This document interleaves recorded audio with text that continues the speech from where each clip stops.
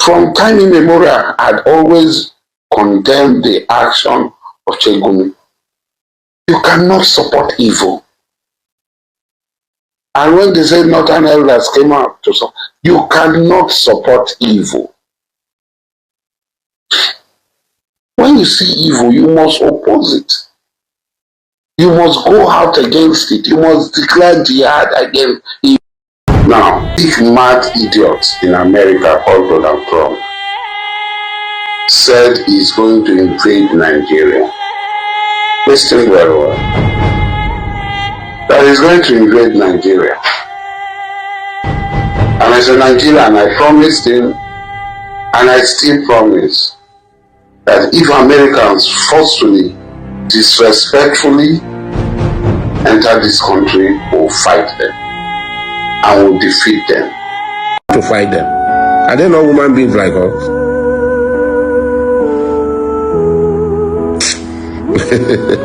When the time comes, you know whether we'll be able to engage you will know whether we'll be able to engage them if they will live here. Let them come down. Maybe they'll fly in the air. They will come down. When they come down, whether they will live here.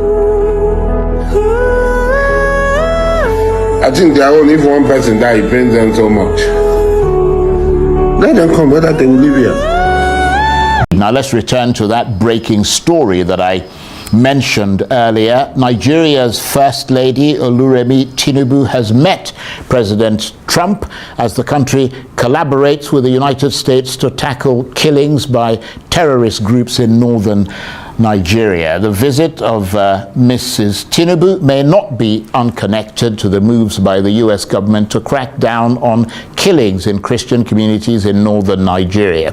The Nigerian government immediately opened channels of discussion with the US government officials regarding working together to try to stem recurring attacks in some states by with targeted strikes carried out by US forces in Sokoto State. But we're honored to be joined today by the First Lady of Nigeria, who also happens to serve as a Christian pastor at the largest church in Nigeria, a very respected woman. First Lady, please, where are you? Thank you very much. It's a great honor. Thank you very much. Very respected person, too. Thank you. Our final conversation. The beauty of the rule of law offered accused or convicted persons various legal channels to seek redress. The convicted leader of the proscribed indigenous people of Biafra, IPOB, Nnamdi Kanu, has filed a 22 ground of appeal to quash the November 20, 2025 judgment of the Federal High Court in Abuja, which sentenced him to life imprisonment. Kanu, who was convicted on a 7-count terrorism charge preferred against him by the federal government, insisted that the trial judge, Justice James Omotosho, erred in law and occasioned a grave miscarriage of justice against him. Okay. I'm sure you all remember the drama that played out in court, you know, when the proscribed IPOB leader, you know, when he... But tell me about the key. Now he has actually filed a notice of appeal. But talk to me about the key legal arguments in the notice of appeal filed, you know, by Nnamdi Kanu. Yeah, he's saying that he actually signed this appeal by himself, and I want to say that most of the lawyers that, you know, have always gone to him, he's always on his characteristic manner. He would always find a way to sack them, you know. And for this, he said that the justice erred in law, you know, to have, you know, sentence him. That I want to read one part. He said, by failing to resolve the procedural and competence consequences of, that is the error of the foundational disruption of the original trial process in September 2017, which was when Operation Python Dance, thereby occasioning, that was, he said that one is a miscarriage of justice, that Justice Omotosho did not actually bring that particular trial, that he would have looked at it, you know, and that there were some cases, in fact, that they even freed him. So he should, that just the justice actually left that particular and then decided to, sentence him. He also said something about the manner that at which the whole thing went on. So I know Nnamdi Kanu really wants to leave that. I keep saying it, and thankfully we are talking about how the Southeast can be peace. Leaders of thought, in the Southeast could have intervened back then before this sentencing, and they can still intervene, but provided he himself is ready. If he's ready, then people will intervene. But when once, I know a couple of people who will say that they have gone there and they have tried to appeal to him, to talk to him, but he's still stuck in his ways of, I'm a free person. I cannot be charged to court and all that. But we don't know how far this appeal will go. If at all they will to go. But I know the last time he tried it and the court, threw it away. Yes. But now, I hope he has everything put in place so that once the appeal gets to the court of appeal, they will be able to give him this thing here. Adekunle Yusuf, with the notice of appeal, Nnamdi Kanu is not merely seeking a reduction in his sentence or a retrial, but he's looking for a complete overturn. Or a total acquittal. Yes, completely. But how do you respond to this? Well, when you look at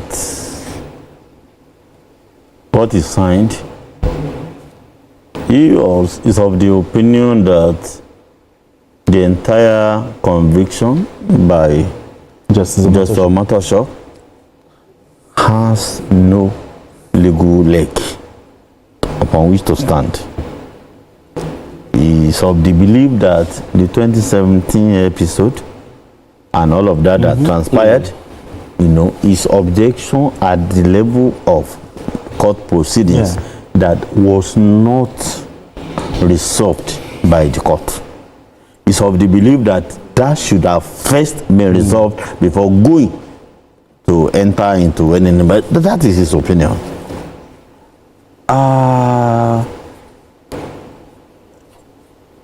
You see, when you look at the entire thing from that time and now, I think we have discussed Kanu's Nnamdi Kanu matter many times. I remember the day he was convicted. I was here, we discussed it.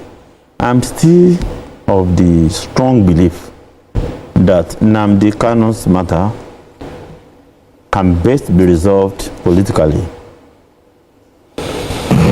We have a president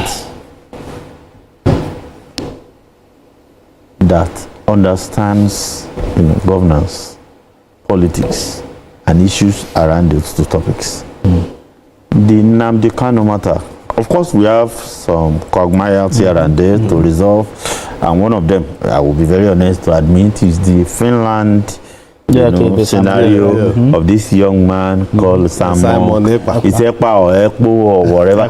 You see, he would not be rotting away in jail while we are trying to rub powder on the senior brother back. That will put us in a very tough moral situation in diplomatic circles. Yes. That will certainly, I admit. But every problem can be resolved if the sincerity and the political will, you can, see, Nnamdi Kanu, since his arrest, or even before the arrest, maybe travel or escape or whatever to, and then arrest, how they brought him back. And all of this, what we want in the Southeast, because we just discussed the future of the economic future of the Southeast. Yes. If truly what the Vice President went to do in the Southeast is what everybody has signed to and everybody wants truly in their own heart,